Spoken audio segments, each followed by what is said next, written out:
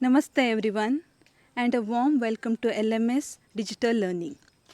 ಆತ್ಮೀಯ ವಿದ್ಯಾರ್ಥಿಗಳೇ, ಹಿಂದಿನ ಸೆಮೆಸ್ಟರ್ನಲ್ಲಿ ನೀವು ಕಾರ್ಪೊರೇಟ್ ಅಕೌಂಟಿಂಗ್ ಪಾರ್ಟ್ 1 ಅನ್ನುವ ಒಂದು ಸಬ್ಜೆಕ್ಟನ್ನು ಕಲ್ತಿದ್ದೀರಿ. ಹಾಗೆ ಈ ಸೆಮೆಸ್ಟರ್ನಲ್ಲಿ ಅದರ ಮುಂದುವರಿದ ಭಾಗವಾದಂತಹ ಕಾರ್ಪೊರೇಟ್ ಅಕೌಂಟಿಂಗ್ ಪಾರ್ಟ್ 2 ಅನ್ನುವ ಸಬ್ಜೆಕ್ಟನ್ನು ಕಲೀಲಿಕ್ಕೆ ಇದ್ದೀರಿ. ಪ್ರತಿ ಸಬ್ಜೆಕ್ಟ್ನಂತೆಯೇ ಈ ಸಬ್ಜೆಕ್ಟಿನಲ್ಲಿ ಕೂಡ 5 ಚಾಪ್ಟರ್ಗಳಿವೆ. ಅದರ ಮೊದಲನೇ ಚಾಪ್ಟರ್ ಎಂದರೆ amalgamation, absorption and external reconstruction.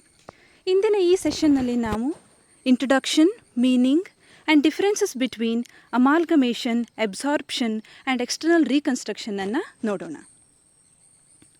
Chapter overview. This chapter deals with accounting for amalgamations. ಈ ಚಾಪ್ಟರ್ನಲ್ಲಿ ನಾವು ಅಬ್ಸಾರ್ಪ್ಷನ್, ಅಮಾಲ್ಗಮೇಷನ್ ಅಥವಾ ಎಕ್ಸ್ಟರ್ನಲ್ ರೀಕನ್ಸ್ಟ್ರಕ್ಷನ್ ಆದಾಗ ಯಾವ ರೀತಿ ಅಕೌಂಟಿಂಗನ್ನು ಮಾಡಬೇಕು ಅನ್ನೋದನ್ನು ತಿಳಿತೇವೆ. Here the method of accounting to be applied is depending upon the nature of the amalgamation. ಯಾವ ರೀತಿ ಅಕೌಂಟಿಂಗ್ ಮೆಥಡನ್ನು ಅಪ್ಲೈ ಮಾಡಬೇಕು ಅನ್ನೋದು ಯಾವ ನೇಚರಿನ ಅಮಾಲ್ಗಮೇಷನ್ ಅನ್ನೋದರ ಮೇಲೆ ಡಿಪೆಂಡ್ ಆಗಿರುತ್ತೆ. ಇಲ್ಲಿ ಅಕೌಂಟಿಂಗ್ ಸ್ಟ್ಯಾಂಡರ್ಡ್ 14 ಪ್ರಕಾರ 2 ರೀತಿಯ ಅಮಾಲ್ಗಮೇಷನ್ ಇದೆ. ಒಂದು amalgamation in the nature of merger, ಇನ್ನೊಂದು amalgamation in the nature of purchase. ವಿದ್ಯಾರ್ಥಿಗಳೇ, ಅಮಾಲ್ಗಮೇಷನ್ ಅಂದರೆ 2 ಅಥವಾ 2ಕ್ಕಿಂತ ಹೆಚ್ಚು ಕಂಪನಿಗಳು ಒಂದುಗೂಡಿ ಒಂದೇ ಕಂಪನಿಯಾಗಿ ತಮ್ಮ ಬಿಸ್ನೆಸ್ಸನ್ನು ಮುಂದುವರಿಸೋದು ಅಂತ ಅರ್ಥ. ಹಾಗಾದರೆ ಯಾಕೆ 2 ಕಾಂಪಿಟಿಂಗ್ ಕಂಪನಿಗಳು ಒಂದುಗೂಡಿ ಒಂದು ಕಂಪನಿ ಆಗ್ತವೆ? Here there are several benefits. ಇದರಲ್ಲಿ ಮೊದಲನೇ ಬೆನಿಫಿಟ್ ಅಂದರೆ advantages of large scale production.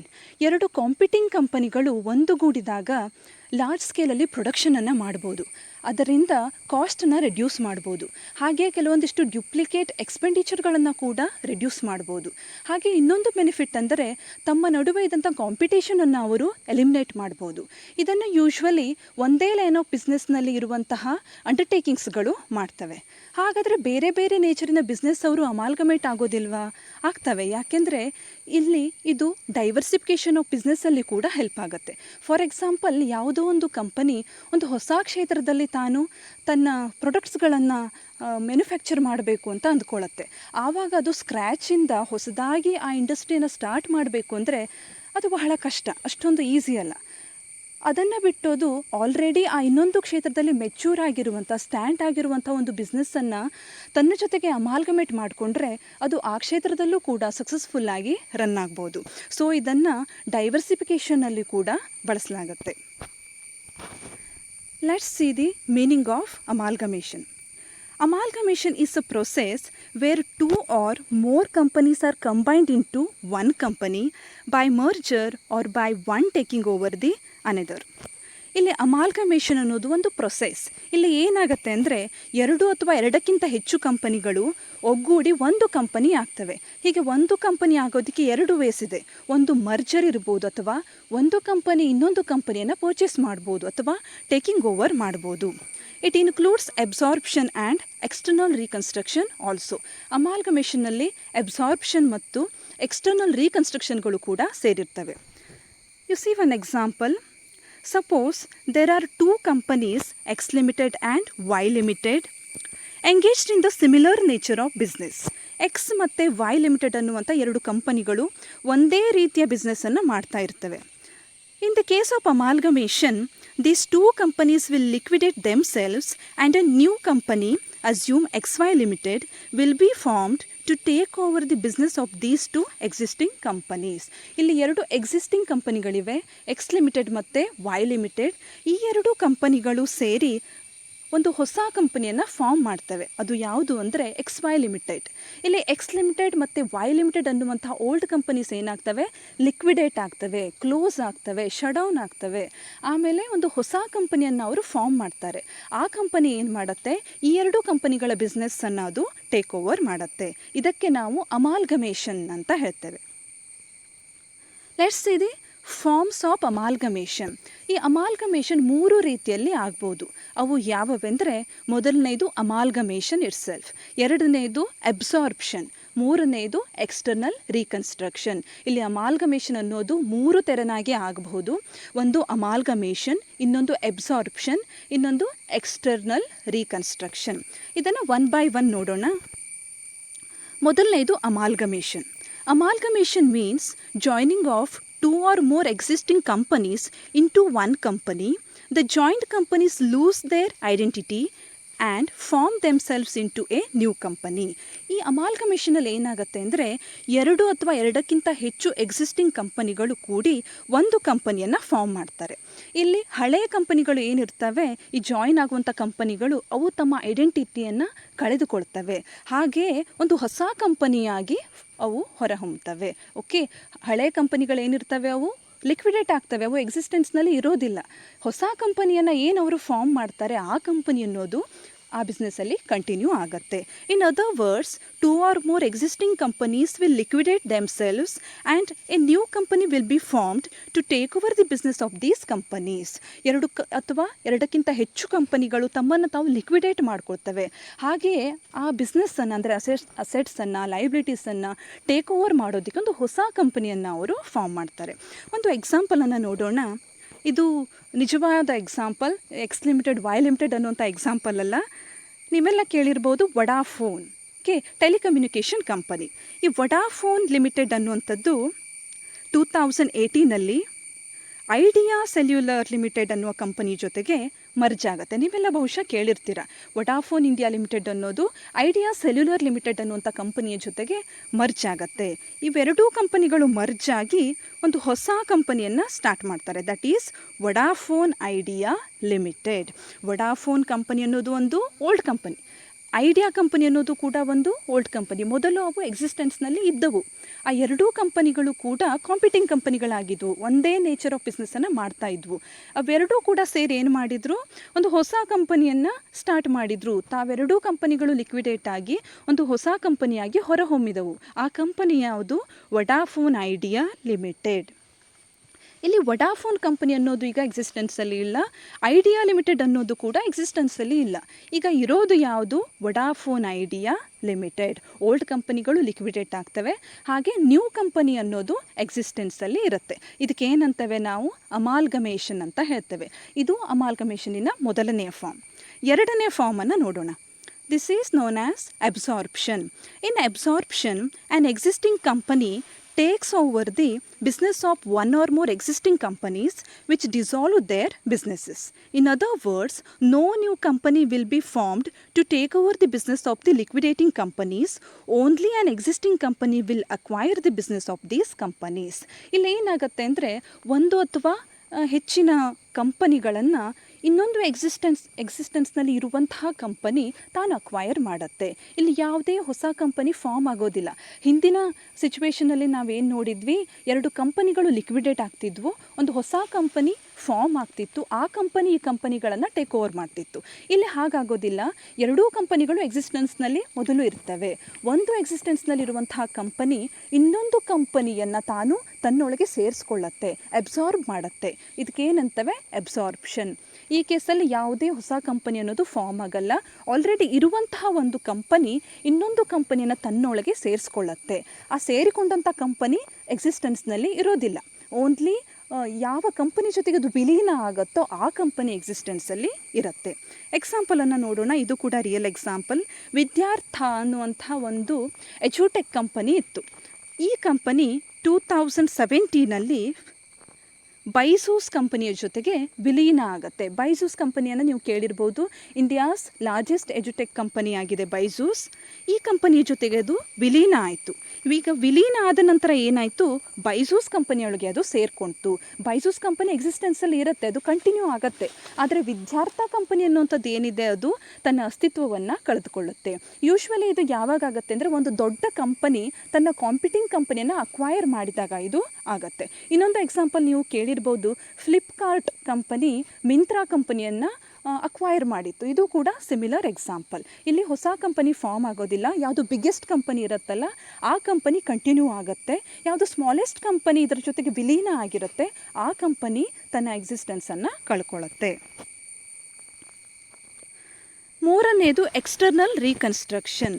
It is a process by which a company transfers its business to another company consisting substantially of the same shareholders with a view to its being continued by the transferee company. It involves winding up of an existing company and formation of a new company.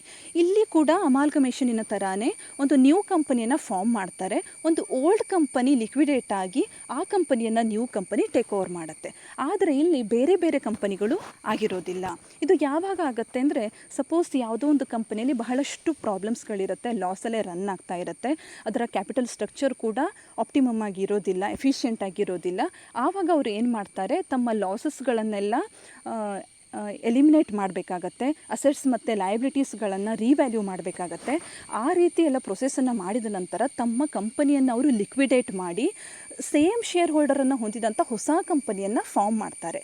ಆ company ಏನು ಮಾಡುತ್ತೆ, ಈ ಕಂಪನಿಯೆಲ್ಲ assets and ಲಯಬಿಲಿಟೀಸ್ಗಳನ್ನು take over ಮಾಡಿ ಅದನ್ನು ಮುಂದೆ continue ಮಾಡುತ್ತೆ. Okay, ಇಲ್ಲಿ ಯಾವುದೇ ರೀತಿಯ ಟೇಕ್ ಓವರ್ ಆಗಿರೋದಿಲ್ಲ. ಹಿಂದೆ ನಾವು ನೋಡಿದ ಹಾಗೆ ಎರಡು ಕಂಪನಿಗಳು ಮರ್ಜ್ ಆಗೋದಿಲ್ಲ, ಅಬ್ಸಾರ್ಪ್ಷನ್ ಥರ ಟೇಕ್ ಓವರ್ ಕೂಡ ಆಗಿರೋದಿಲ್ಲ. ಒಂದು ಕಂಪನಿ ತನ್ನ ಕ್ಯಾಪಿಟಲ್ ಸ್ಟ್ರಕ್ಚರನ್ನು, ತನ್ನ ಫೈನಾನ್ಷಿಯಲ್ ಸ್ಟ್ರಕ್ಚರನ್ನು ರೀಆರ್ಗನೈಸ್ ಮಾಡುವ ಸಲುವಾಗಿ ಎಕ್ಸ್ಟರ್ನಲ್ ರೀಕನ್ಸ್ಟ್ರಕ್ಷನನ್ನು ಮಾಡಿರುತ್ತೆ. ಆದರೆ ಇದು ಟೆಕ್ನಿಕಲಿ ಅಮಾಲ್ಗಮೇಷನ್ಗೆ ಈಕ್ವಲೆಂಟ್ ಆಗಿರುತ್ತೆ. ಹಾಗಾಗಿ ಅಕೌಂಟಿಂಗ್ ಸ್ಟ್ಯಾಂಡರ್ಡ್ ಇದನ್ನು ಕೂಡ ಅಮಾಲ್ಗಮೇಷನಲ್ಲಿ ಇನ್ಕ್ಲೂಡ್ ಮಾಡುತ್ತೆ. ಇಲ್ಲೊಂದು ಎಕ್ಸಾಂಪಲ್, ಎ ಲಿಮಿಟೆಡ್ ಅನ್ನುವಂಥ ಕಂಪನಿ ಇರುತ್ತೆ. ಇದು ಎಕ್ಸ್ಟರ್ನಲ್ ರೀಕನ್ಸ್ಟ್ರಕ್ಷನನ್ನು ಮಾಡಬೇಕು ಅಂದ್ಕೊಂಡು ಅದನ್ನು ಲಿಕ್ವಿಡೇಟ್ ಮಾಡಿ ತನ್ನದೇ ಶೇರ್ ಹೋಲ್ಡರ್ಸನ್ನು ಹೊಂದಿರುವಂಥ ಇನ್ನೊಂದು ಕಂಪನಿಯನ್ನು ಫಾರ್ಮ್ ಮಾಡುತ್ತೆ. ಅದು ಎ ಲಿಮಿಟೆಡ್. ಆನಂತರ ಹೊಸದಾಗಿ ತನ್ನ ಕಸ್ಟಮರ್ಸ್ ಮುಂದೆ ಪ್ರೆಸೆಂಟ್ ಮಾಡ್ಕೊಳ್ಳುತ್ತೆ. ಇಲ್ಲಿ ಹಿಂದಿನ ತರಹ ಎರಡು ಕಂಪನಿಗಳು ಮರ್ಜಾಗಿ ಒಂದು ಕಂಪನಿಯೂ ಆಗೋದಿಲ್ಲ, ಒಂದು ದೊಡ್ಡ ಕಂಪನಿ ಇನ್ನೊಂದು ಕಂಪನಿನ ಟೇಕ್ ಓವರ್ ಕೂಡ ಮಾಡೋದಿಲ್ಲ. ಒಂದೇ ಕಂಪನಿ ತಾನು ಲಿಕ್ವಿಡೇಟ್ ಆಗಿ ತನ್ನದೇ ಶೇರ್ ಹೋಲ್ಡರನ್ನು ಹೊಂದಿದಂಥ ಇನ್ನೊಂದು ಕಂಪನಿಯನ್ನು ಸ್ಥಾಪನೆ ಮಾಡಿ ಆ ಕಂಪನಿಯನ್ನು ಕಂಟಿನ್ಯೂ ಮಾಡುತ್ತೆ. ಇದಕ್ಕೆ ಎಕ್ಸ್ಟರ್ನಲ್ ರೀಕನ್ಸ್ಟ್ರಕ್ಷನ್ ಅಂತ ಹೇಳ್ತೇವೆ.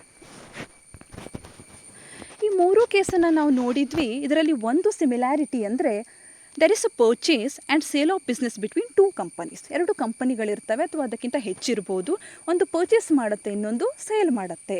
ಸೊ ಇಲ್ಲಿ ಇಂಪಾರ್ಟೆಂಟ್ ಬರುವಂಥ ಎರಡು ಟರ್ಮ್ಸ್, ಎರಡು ಕಂಪನೀಸ್ ಅಂದರೆ ಒಂದು ಪರ್ಚೇಸಿಂಗ್ ಕಂಪನಿ, ಇನ್ನೊಂದು ಸೆಲ್ಲಿಂಗ್ ಕಂಪನಿ. ಇದನ್ನೇ ನಾವು ಅಮಾಲ್ಗಮೇಷನ್ನಲ್ಲಿ ಟ್ರಾನ್ಸ್ಫರರ್ ಕಂಪನಿ ಮತ್ತು ಟ್ರಾನ್ಸ್ಫರಿ ಕಂಪನಿ ಅಂತ ಹೇಳ್ತೇವೆ. ಈ ಎರಡೂ ಟರ್ಮ್ ಕೂಡ ನಿಮಗೆ ಬಹಳ ಇಂಪಾರ್ಟೆಂಟ್ ಆದವು. ಟ್ರಾನ್ಸ್ಫರರ್ ಕಂಪನಿ ಅಂದರೆ, transferor or vendor company means the company which is amalgamated into another company. Simple ಆಗಿ ಹೇಳಬೇಕಂದ್ರೆ, ವೆಂಡರ್ ಕಂಪನಿ ಯಾವ ಕಂಪನಿ ಇನ್ನೊಂದು ಕಂಪನಿ ಜೊತೆಗೆ ಅಮಾಲ್ಗಮೇಟ್ ಆಗುತ್ತೋ ಆ ಕಂಪನಿಗೆ ನಾವು ಟ್ರಾನ್ಸ್ಫರರ್ ಕಂಪನಿ ಅಂತ ಹೇಳ್ತೇವೆ. ಹಾಗಿದ್ರೆ ಟ್ರಾನ್ಸ್ಫರಿ ಕಂಪನಿ ಅಂದರೆ ಏನು? Transferee company means the company into which A transferor company is amalgamated. ಈ ಟ್ರಾನ್ಸ್ಫರರ್ ಕಂಪನಿ ಇದೆ ಅಲ್ವಾ, ನಾವು ಮೊದಲು ನೋಡಿದ್ದು ವೆಂಡರ್ ಕಂಪನಿ. ಇದು ಯಾವ ಕಂಪನಿಯ ಜೊತೆಗೆ ತಾನು ಅಮಾಲ್ಗಮೇಟ್ ಆಗುತ್ತೋ ಆ ಕಂಪನಿಗೆ ನಾವೇನಂತೇವೆ, ಟ್ರಾನ್ಸ್ಫರಿ ಕಂಪನಿ. ಇದಕ್ಕೆ ನಾವು ವೆಂಡಿ ಕಂಪನಿ ಅಂತ ಹೇಳ್ಬೋದು, ಪರ್ಚೇಸಿಂಗ್ ಕಂಪನಿ ಅಂತ ಕೂಡ ಹೇಳ್ಬೋದು. ಇವೆರಡೂ ಬಹಳ ಇಂಪಾರ್ಟೆಂಟ್ ಆದವು. ಟ್ರಾನ್ಸ್ಫರರ್ ಕಂಪನಿ ಅಂದರೆ ವೆಂಡರ್, ಸೆಲ್ಲರ್. ಟ್ರಾನ್ಸ್ಫರಿ ಕಂಪನಿ ಅಂದರೆ ಪರ್ಚೇಸಿಂಗ್ ಕಂಪನಿ ಅಥವಾ Wendy company. Let's see the definition of amalgamation. Amalgamation means an amalgamation pursuant to the provisions of the Companies Act 2013 or any other statute which may be applicable to companies. Amalgamation ಅಂದರೆ companies act 2013 ಪ್ರಕಾರ ಇರುವಂಥ ಒಂದು amalgamation ಅಂತ ಹೇಳ್ತಾರೆ. Next, differences between amalgamation, absorption and external reconstruction. ಈಗ ಏನು ಮೂರು ಫಾರ್ಮ್ಗಳನ್ನು ನಾವು ನೋಡಿದ್ವಿ, ಇವುಗಳ ನಡುವೆ ಇರುವಂಥ ಡಿಫ್ರೆನ್ಸಸ್ಗಳು ಏನು ಅಂತ ನೋಡೋಣ. First one is meaning it self.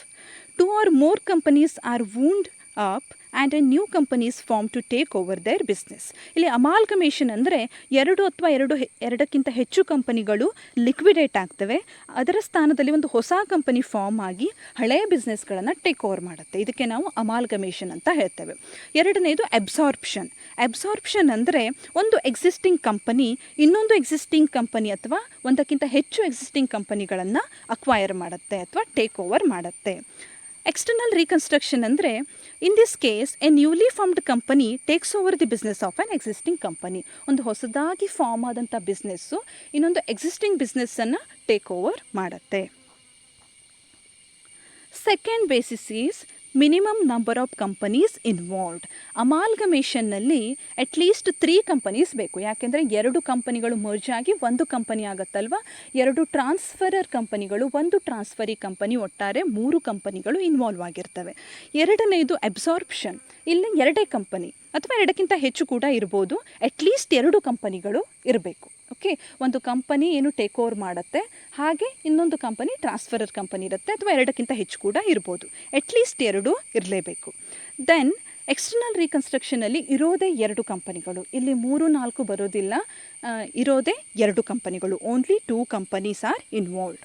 Next one, number of new resultant companies. ಅಮಾಲ್ಗಮೇಷನ್ನಲ್ಲಿ ಒಂದೇ ಒಂದು ರಿಸಲ್ಟೆಂಟ್ ಕಂಪನಿ ಫಾರ್ಮ್ ಆಗುತ್ತೆ. 2 ಅಥವಾ 2ಕ್ಕಿಂತ ಹೆಚ್ಚು ಕಂಪನಿಗಳು ವೂಂಡಪ್ ಆಗ್ತವೆ, ಒಂದು ಕಂಪನಿಯನ್ನು ಫಾರ್ಮ್ ಮಾಡ್ತಾರೆ. ಸೊ ಅಮಾಲ್ಗಮೇಷನಿನ ರಿಸಲ್ಟ್ ಆಗಿ ಒಂದು ಕಂಪನಿ ಫಾರ್ಮ್ ಆಗುತ್ತೆ, ಹೊಸ ಕಂಪನಿ ಫಾರ್ಮ್ ಆಗುತ್ತೆ. ಅಬ್ಸಾರ್ಪ್ಷನ್ನಲ್ಲಿ ಯಾವುದೇ ಹೊಸ ಕಂಪನಿ ಫಾರ್ಮ್ ಆಗೋದಿಲ್ಲ. ಯಾಕೆಂದರೆ ಎಕ್ಸಿಸ್ಟಿಂಗ್ ಕಂಪನಿ ಇನ್ನೊಂದು ಬಿಸ್ನೆಸ್ಸನ್ನು ಟೇಕ್ ಓವರ್ ಮಾಡುತ್ತಲ್ವ, ಸೊ ಯಾವುದೇ ಹೊಸ ಕಂಪನಿ ಇಲ್ಲಿ ಫಾರ್ಮ್ ಆಗೋದಿಲ್ಲ. ಎಕ್ಸ್ಟರ್ನಲ್ ರೀಕನ್ಸ್ಟ್ರಕ್ಷನ್ನಲ್ಲಿ only 1 resultant company is formed. ಇಲ್ಲೂ ಕೂಡ ಒಂದು ರಿಸಲ್ಟೆಂಟ್ ಕಂಪನಿ ಫಾರ್ಮ್ ಆಗುತ್ತೆ. Next basis objectives. ಅಮಾಲ್ಗಮೇಷನನ್ನು ಯಾಕೆ ಮಾಡ್ತಾರೆ ಅಂದರೆ, ಇಂಪಾರ್ಟೆಂಟ್ ರೀಸನ್ ನಾವು ಆವಾಗಲೇ ಡಿಸ್ಕಸ್ ಮಾಡಿದ್ವಿ, to cut the competition and reap the economies in large scale. Large scale ಪ್ರೊಡಕ್ಷನ್ನಿನ ಬೆನಿಫಿಟ್ಸನ್ನು ಪಡೆಯೋದಕ್ಕಾಗಿ ಮತ್ತು ಕಾಂಪಿಟೇಷನನ್ನು ರೆಡ್ಯೂಸ್ ಮಾಡೋದಕ್ಕಾಗಿ ಅಮಾಲ್ಗಮೇಷನನ್ನು ಮಾಡ್ತಾರೆ. ಅಬ್ಸಾರ್ಪ್ಷನನ್ನು ಕೂಡ ಇದೇ ರೀಸನ್ಗಾಗಿ ಮಾಡೋದು, ಕಾಂಪಿಟೇಷನನ್ನು ರೆಡ್ಯೂಸ್ ಮಾಡೋದಕ್ಕೆ ಮತ್ತು ಲಾರ್ಜ್ ಸ್ಕೇಲಲ್ಲಿ ಪ್ರೊಡಕ್ಷನನ್ನು ಮಾಡಿ ಅದರ ಬೆನಿಫಿಟ್ಸನ್ನು ಪಡೆಯೋದಕ್ಕೆ. ಎಕ್ಸ್ಟರ್ನಲ್ ರೀಕನ್ಸ್ಟ್ರಕ್ಷನನ್ನು ಯಾಕೆ ಮಾಡ್ತಾರೆ ಅಂದರೆ, to reorganise the financial structure of the company. ಒಂದು ಕಂಪನಿಯ ಫೈನಾನ್ಷಿಯಲ್ ಸ್ಟ್ರಕ್ಚರ್ ಅನ್ನೋದು ಆಪ್ಟಿಮಮ್ ಇರೋದಿಲ್ಲ, ಅದನ್ನು ರೀಆರ್ಗನೈಸ್ ಮಾಡುವ ಸಲುವಾಗಿ ಎಕ್ಸ್ಟರ್ನಲ್ ರೀಕನ್ಸ್ಟ್ರಕ್ಷನನ್ನು ಮಾಡ್ತಾರೆ. ನಾವು ಎಕ್ಸಾಂಪಲನ್ನು ನೋಡೋಣ. ಅಮಾಲ್ಗಮೇಷನಲ್ಲಿ A limited and B limited amalgamate to form C limited. A limited ಮತ್ತು ಬಿ ಲಿಮಿಟೆಡ್ಗಳು ಅಮಾಲ್ಗಮೇಟ್ ಆಗ್ತವೆ. ಅವು ತಮ್ಮ ಅಸ್ತಿತ್ವವನ್ನು ಕಳೆದುಕೊಂಡು ಲಿಕ್ವಿಡೇಟ್ ಆಗಿ ಸಿ ಲಿಮಿಟೆಡನ್ನು ಫಾರ್ಮ್ ಮಾಡ್ತಾರೆ. ದೆನ್ ಅಬ್ಸಾರ್ಪ್ಷನ್ನಲ್ಲಿ A limited takes over the business of another existing company B limited. A limited ಅನ್ನೋದು ಬಿ ಲಿಮಿಟೆಡನ್ನು ಟೇಕ್ ಓವರ್ ಮಾಡುತ್ತೆ. ಎಕ್ಸ್ಟರ್ನಲ್ ರೀಕನ್ಸ್ಟ್ರಕ್ಷನ್ನಲ್ಲಿ B limited is formed to take over the business of an existing company A limited. A limited ಅನ್ನುವಂತಹ ಕಂಪನಿಯನ್ನು take over ಮಾಡೋದಕ್ಕೆ B limited ಅನ್ನೋದು form ಆಗುತ್ತೆ. ಸಬ್ಸ್ಟ್ಯಾನ್ಷಿಯಲಿ ಈ ಕಂಪನಿ ಸೇಮ್ ಶೇರ್ ಹೋಲ್ಡರ್ಸನ್ನು ಹೊಂದಿರುತ್ತೆ. ಎ ಲಿಮಿಟೆಡಲ್ಲಿ ಏನು ಶೇರ್ ಹೋಲ್ಡರ್ಸ್ ಇದ್ದರೋ ಅದೇ ಶೇರ್ ಹೋಲ್ಡರ್ಸು ಇಲ್ಲೂ ಕೂಡ ಇರ್ತಾರೆ. ಒಮ್ಮೆ ರಿವಿಷನನ್ನು ಮಾಡೋಣ, ನಾವು ಇಲ್ಲಿ ತನಕ ಏನನ್ನು ತಿಳಿದ್ವಿ, ಕಲ್ತ್ಕೊಂಡ್ವಿ ಅಂತ. ಮೊದಲನೇದು ಅಮಾಲ್ಗಮೇಷನ್ ಆಫ್ ಕಂಪನೀಸ್ ಅಂದರೆ ಏನು ಅಂತ ನಾವು ಡಿಸ್ಕಸ್ ಮಾಡಿದ್ವಿ, ಅದರ ಮೀನಿಂಗನ್ನು ನೋಡಿದ್ವಿ, ಡೆಫಿನೇಷನನ್ನು ನೋಡಿದ್ವಿ. 3 ವೇಸ್ ಇದೆ ಅಮಾಲ್ಗಮೇಷನ್ನಲ್ಲಿ. ಒಂದು ಅಮಾಲ್ಗಮೇಷನ್, ಇನ್ನೊಂದು ಅಬ್ಸಾರ್ಪ್ಷನ್, ಇನ್ನೊಂದು ಎಕ್ಸ್ಟರ್ನಲ್ ರೀಕನ್ಸ್ಟ್ರಕ್ಷನ್. ಇದನ್ನು ಕೂಡ ನಾವು ಡಿಸ್ಕಸ್ ಮಾಡಿದ್ವಿ. ಆ ನಂತರ ಡಿಫ್ರೆನ್ಸಸ್ ಬಿಟ್ವೀನ್ ಅಮಾಲ್ಗಮೇಷನ್, ಅಬ್ಸಾರ್ಪ್ಷನ್ ಮತ್ತು ಎಕ್ಸ್ಟರ್ನಲ್ ರೀಕನ್ಸ್ಟ್ರಕ್ಷನನ್ನು ನೋಡಿದ್ವಿ. ಮುಂದಿನ ಸೆಷನ್ನಲ್ಲಿ ಭೇಟಿಯಾಗೋಣ. ಧನ್ಯವಾದಗಳು. These are my references. Thank you.